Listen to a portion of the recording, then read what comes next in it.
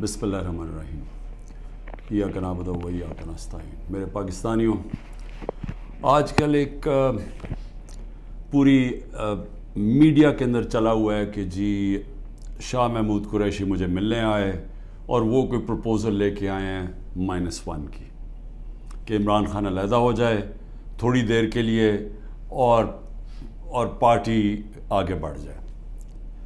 تو میں آپ سب کے لیے پہلے تو شاہ محمود کوئی اس طرح کی پروپوزل نہیں لے کے آئے،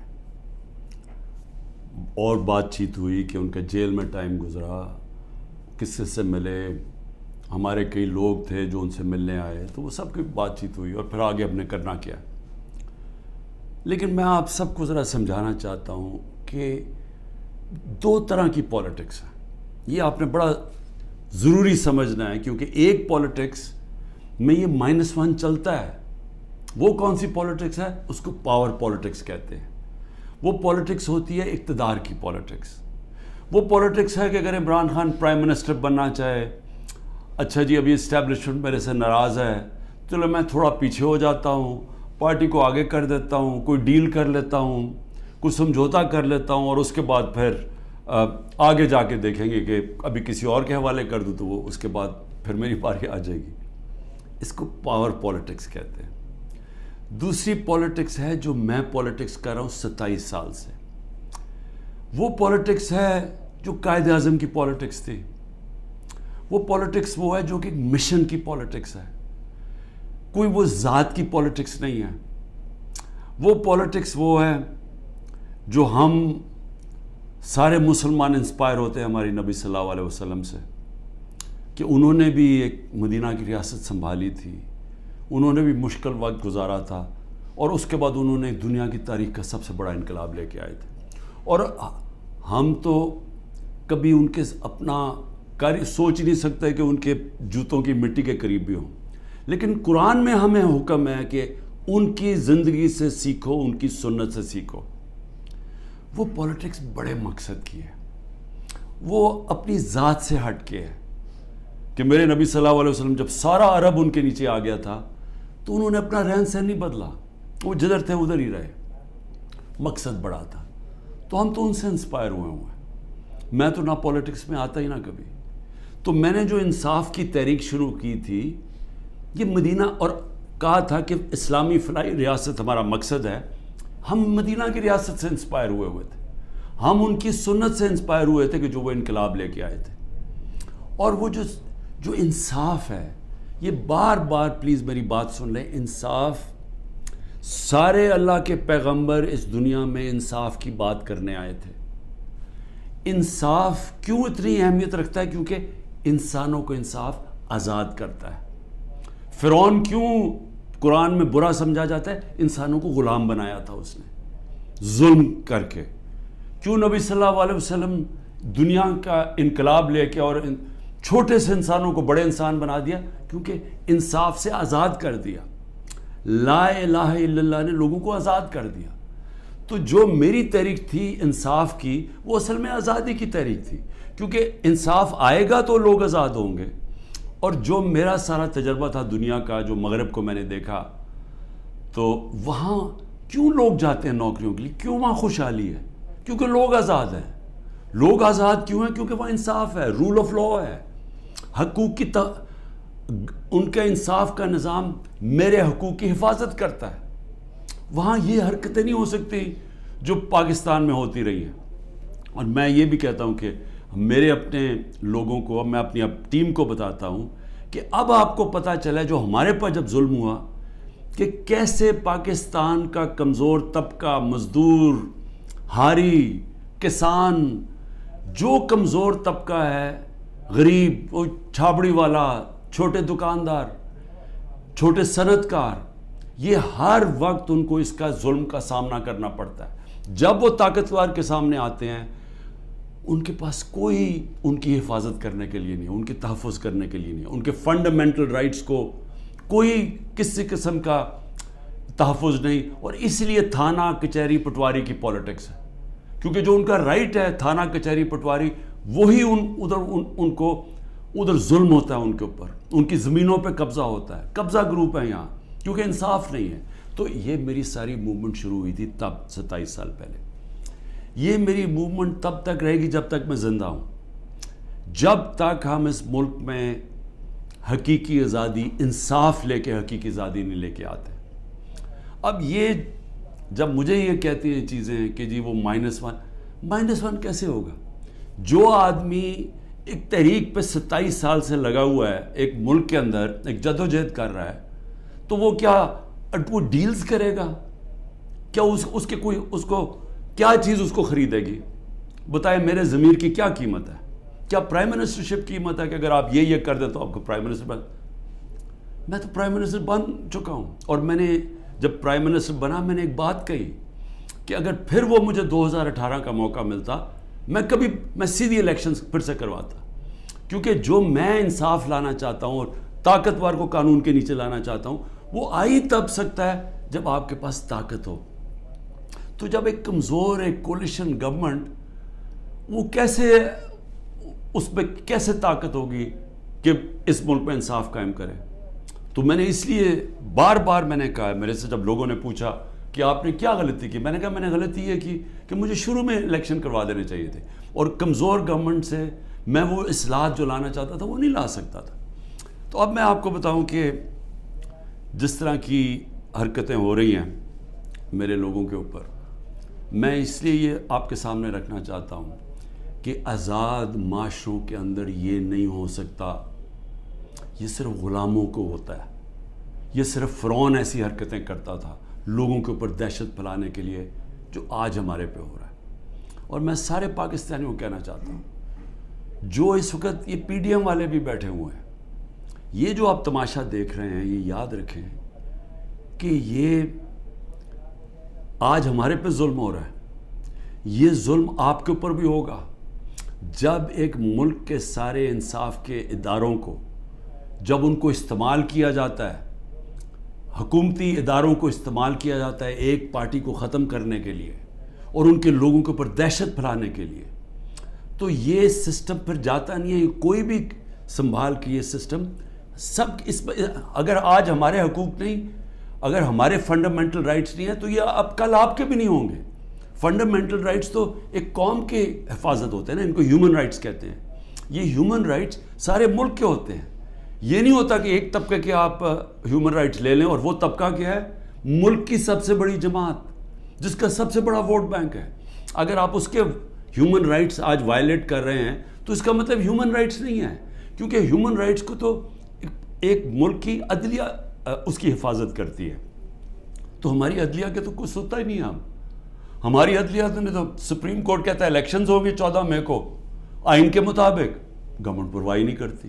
تو گورنمنٹ آگے کیوں الیکشن؟ یعنی یہ تو اس کا مطلب کہ اس وقت طاقت کی حکمرانی آ گئی، کیونکہ جب آپ آئین سے باہر نکل گئے تو قانون سے باہر نکل گئے، اس کے مطلب جو طاقتور چاہے وہ کرے گا.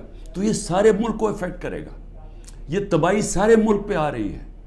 تو ہمارے لوگوں کو جو مجھے صرف افسوس یہ ہے کہ کوئی فرق نہیں کیا جا رہا. جو تحریک انصاف کا ہے اور جو وہ کھڑا ہو کے کہنے کے لیے تیار نہیں ہے لیڈرشپ میں سے کہ میں پارٹی چھوڑ رہا ہوں، اس کے اوپر ہر قسم کا ظلم ہو رہا ہے. ان کی بزنسز بند کر رہے ہیں، ان کے فیملیز تک پہنچ گئے ہیں، ان کے بچوں تک پہنچ گئے ہیں. ہر قسم کی بلیک میل، رات کو گھس جاتے ہیں گھروں میں، گھر تباہ کر کے رکھ دیتے ہیں، لوٹ لیتے ہیں گھروں کو ڈاکہ مارا جاتا ہے، جو ملتا ہے اس کو پکڑ کے لے جاتے ہیں. اگر وہ سارے تو چھپے ہوئے ہیں، ان کے رشتہ داروں کو پکڑ کے لے جاتے ہیں. یہ تو بدترین دنیا کی ڈکٹیٹرشپس میں، یعنی وہ نظام جن کی دنیا مثال دیتی ہے، ہٹلر کا جرمنی، سٹالن کا رشیا، سوویت یونین، یہ ان خوفناک ظلم کے نظاموں میں اس طرح کی چیزیں ہوتی تھی جو آج ہمارے اوپر ہو رہی ہیں. میرے پاس عالیہ حمزہ کی بیٹیاں ہیں، میں نے کل ان کو ملا، 3 بیٹیوں کو. 1 مہینے سے اس کو بند کیا ہوا عالیہ حمزہ. کیا اس کا قصور ہے؟ اس کا والد وہ میرے پاس آئے، انہوں نے بتایا کیسے گھر میں گھس کے انہوں نے ساری چیزیں توڑ دی، ان کی ٹی وی توڑ دیے، 2 آدمی انہوں نے لاٹھیاں پکڑی ہوئی تھی، جو چیز آئے توڑ کے چلے گئے، جو چیز 2-3 اچھی چیزیں پسند آئیں اٹھا کے لے گئے. تو یہ کون سے ملک میں ہوتا ہے؟ یہ غلام ملکوں میں لوگوں کو غلام بنانے کے لیے یہ ہو رہا ہے. یہ آزاد قوموں میں نہیں ہوتا. اور یہ جس طرف ہم اب جا رہے ہیں, یہ جو ظلم کر رہے ہیں, صرف اور صرف خوف پلا کے سمجھ رہے ہیں کہ یہ پارٹی ٹوٹ جائے گی. اور کئی لوگ چلے بھی گئے ہیں. لیکن کیا اب میرے سے پوچھیں کہ کیا مجھے اس سے کوئی فرق پڑ رہا ہے؟ 150 سے اوپر کیسز کر دیے, قتل کا کیس آخری کر دیا میرے اوپر. مجھے 19 بیلیں لیے میں نے ایک دن میں. یہ دنیا کا ریکارڈ ہے. اس کے بعد 4 گھنٹے نیب میں بیٹھا ہوں. 4 گھنٹے نیب نے میرے سے وہ جو سوال پوچھے, میں چیلنج کرتا ہوں کہ کسی عدالت کے اندر کبھی بھی یہ کیس کی کوئی اہمیت ہو جائے. کوئی کیس ہی نہیں ہے. کیبنٹ کا فیصلہ ہے, ساری کیبنٹ نے فیصلہ کیا. اب یہ دکھانا تھا کہ مجھے اس سے کوئی ذاتی فائدہ ہوا. کیا القاعدہ جو پہلا بن چکی تھی, شروع ہو گئی تھی یونیورسٹی, کیا وہ ایک ٹرسٹ ہے؟ وہاں غریب گھرانوں کے بچوں کو مفت تعلیم مل رہی ہے سیرت نبی پہ اور یہ جو ٹیکنالوجی کے اوپر. وہ ٹرسٹ ہے جس طرح شوکت خانم ہے. مجھے اس سے کیا فائدہ ہے؟ 1 روپیہ نہیں دکھا سکتے مجھے کیا فائدہ ہو. نہ ہی ہو, کسی ٹرسٹ سے کسی کو فائدہ نہیں ہو سکتا. ٹرسٹ ڈیڈ میں لکھا ہوا ہے. تو وہ کیسز بھی ہیں, قتل کا کیس بھی ہے. ہر روز کوئی نئے کیس آ جاتا ہے. عدالتوں کے میں چکر مار رہا ہوں, لیکن مجھے اس سے کوئی فرق نہیں پڑتا. میں ہر عدالت میں جاتا ہوں, ہر کیس میں جاتا ہوں, یہ بتانے کے لیے کہ میں قانون سے اوپر نہیں ہوں. جبکہ میرے اوپر یہ جان کے کیا جا رہا ہے, یہ مجھے خوف دلانے کے لیے کیا جا رہا ہے. میں یہ آج کہنا چاہتا ہوں کہ یا اس سے یہ سارے کیسز کریں, اور اس کیسز میں کیونکہ کسی عدالت میں کوئی سزا نہیں ہو سکتی, ملٹری کورٹس سیٹ اپ کیے ہیں. اپروور ڈھونڈے جا رہے ہیں جو کہ جی عمران خان نے ہمیں کہا تھا کہ وہ کور کمانڈر کا گھر جلاؤ. یہ کہیں گے, ان میں سے کوئی اپروور آ جائیں گے, مجھے ملٹری کورٹ میں لے جائیں گے, سزا ہو جائے گی. مجھے کوئی فرق نہیں پڑے گا.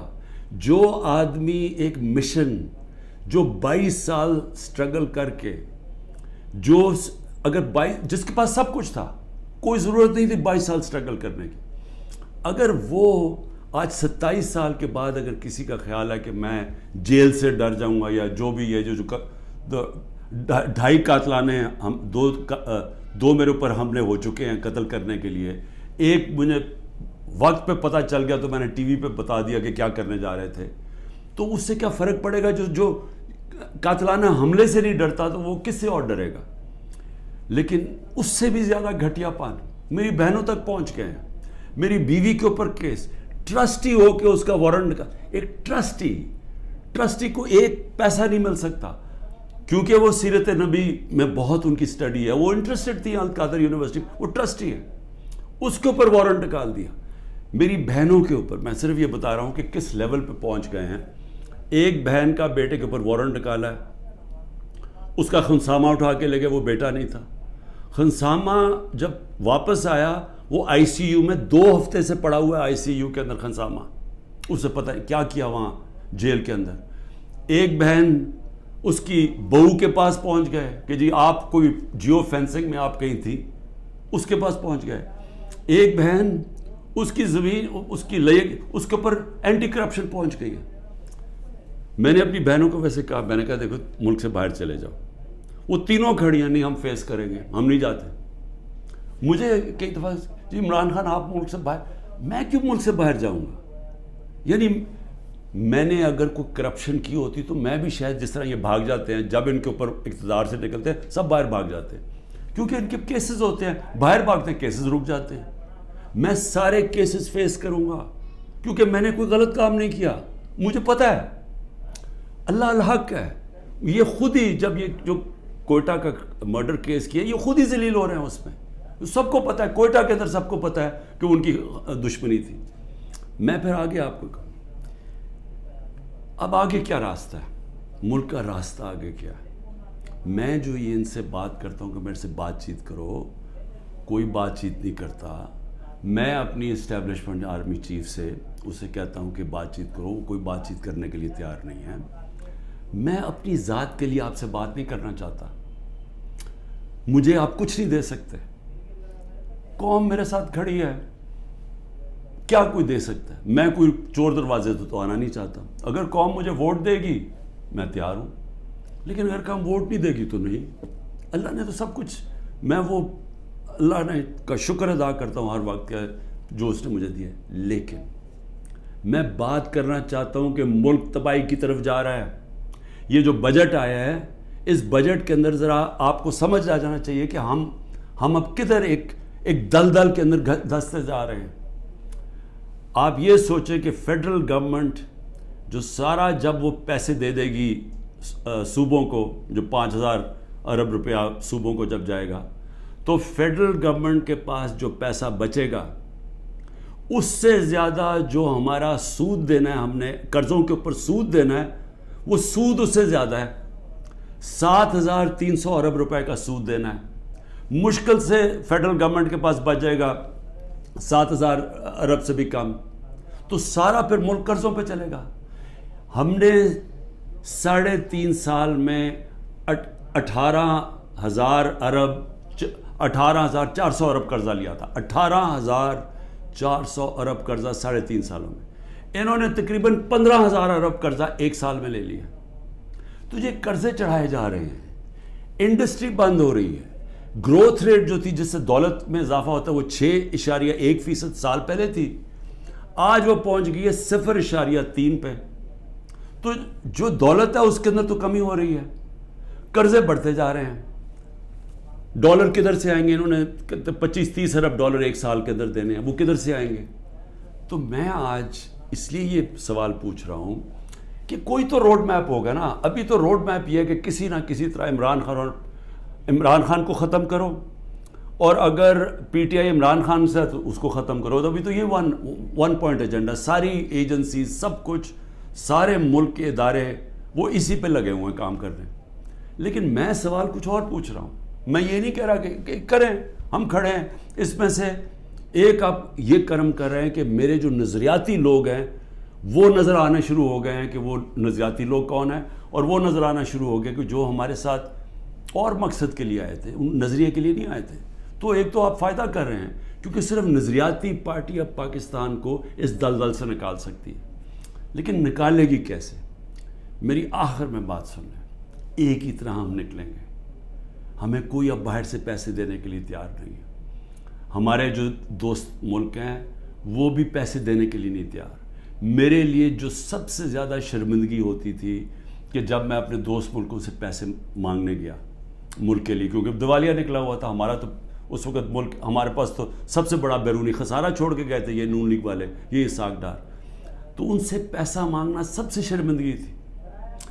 اب کیسے نکلنا ہے میں آپ کو بتاتا ہوں کیسے نکلنا ہے. اس میں ایک سورس ہے اوورسیز پاکستانی, یہ یاد رکھ لیں. بیرون ملک پاکستانی آپ کو نکالیں گے ادھر سے, اور بیرون ملک پاکستانی کیسے نکالیں گے؟ میں نے پھر سے آپ کو کہتا ہوں کہ 16,000 پاکستانی امریکن ڈاکٹرز, ان کی نیٹ ورتھ 200 ارب ڈالر ہے. ہم آئی ایم ایف سے 6 ارب ڈالر کی پیچھے ان کے منتیں کر رہے ہیں کہ کسی طرح دے دیں ہمیں. 200 ارب ڈالر ان کی ہے, یہ صرف 16,000 ہے. 1 کروڑ باہر پاکستانی بیٹھا ہوا ہے. اگر ہم کسی طرح ان کی انویسٹمنٹ لیں, وہ یا سرمایہ کاری شروع کر دیں بجائے دبئی میں کرنے میں اور دنیا میں اور ملکوں میں کر رہے ہیں, اگر وہ سرمایہ کاری شروع کر دیں, آپ یقین کریں یہ ملک اتنی تیزی سے اٹھ سکتا ہے, کیونکہ ڈالر اندر آنے شروع ہوں گے, نوکریاں ملیں, اور وہ آنا شروع ہو گیا تھا. ہمارے آخری دنوں میں پیسہ اوورسیز, روشن ڈیجیٹل اکاؤنٹ کیا تھا اوورسیز پاکستان, 1.5 سال کے اندر 5.5 ارب ڈالر پہنچ گیا تھا. اوورسیز پاکستانیوں نے انویسٹمنٹ پلانز بنا لیے تھے. ہماری یہ جو راوی پروجیکٹ اور یہ جو بنڈل آئلینڈ کا پروجیکٹ تھا, وہاں باہر کی کمپنیز, بڑی بڑی کمپنیز آ رہی تھیں ڈالر انویسٹ کرنے کے لیے, جب انہوں نے NOC واپس لے لیا سندھ گورنمنٹ میں. دیکھیں, بچانا اس ملک کو اوورسیز پاکستانی. جب چائنا نے اور ہندوستان نے اپنی اکانومی کھولی تو اوورسیز چائنیز اور اوورسیز ہندوستانیوں نے پہلے انویسٹ کیا تھا. ہمارا بھی وہ انویسٹ کریں گے, لیکن اس کے لیے جب تک انصاف کا نظام ہم ٹھیک نہیں کریں گے, قانون کی بالادستی, رول آف لا, جب تک ہم یہ نہیں قائم کریں گے ان کا پیسہ نہیں آنے لگا. تو چیلنج اب کیا ہے؟ رول آف لا ہم نے ختم کر کے رکھ دیا. پہلے 140 ملکوں میں سے پاکستان 129 تھا رول آف لا میں. اب جو یہ انہوں نے کریک ڈاؤن کیا اب تو یہ بالکل ہی نیچے گر گیا ہے, اب تو وہ بنانا ریپبلک بن گیا ہے. تو جب رول آف لا ہی نہیں ہے, انویسٹمنٹ کیسے آئے گی؟ انویسٹمنٹ نہیں آئے گی, دولت میں اضافہ کیسے ہوگا؟ یہاں تو اس وقت پاکستانی پیسہ باہر بھیج رہے ہیں, پاکستانی ڈالر لے کے بیٹھے ہوئے ہیں, کیونکہ وہ کسی کو اعتماد ہی نہیں ہے. تو جب تک ہم اس ملک کا نظام ٹھیک نہیں کرتے, جو میں 27 سال پہلے انصاف کی تحریک لے کے نکلا تھا, رول آف لا کی تحریک, وہ جب تک اب ہم قائم نہیں کریں گے, پاکستان کے نظام کو ٹھیک نہیں کریں گے, گورننس سسٹم تب ٹھیک ہوگا, ادارے مضبوط ہوں گے.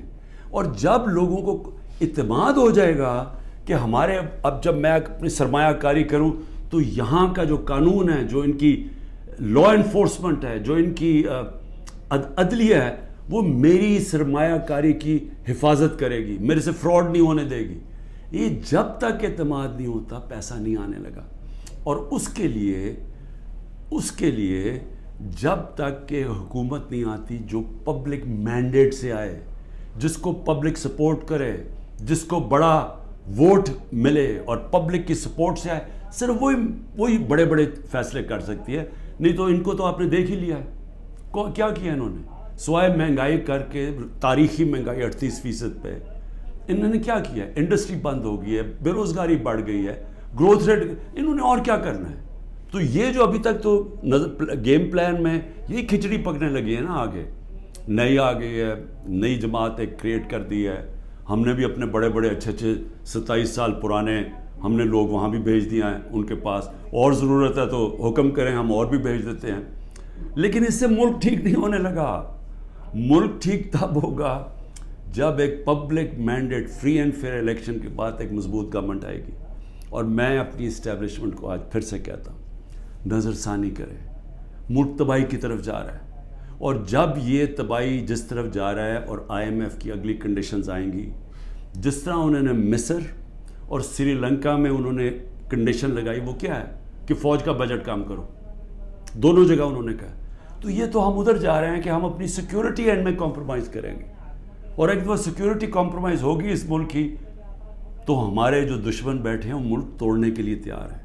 تو میں اس لیے آپ کو کہہ رہا ہوں, مجھے کوئی ریلیف نہیں چاہیے, مجھے کوئی آپ کی مدد نہیں چاہیے, میں مجھے یہ سمجھے کہ یہ جو سارا کچھ ہو رہا ہے انتقامی کارروائی, مجھے چھوڑے میری بہنیں باہر جانے کے لیے نہیں تیار.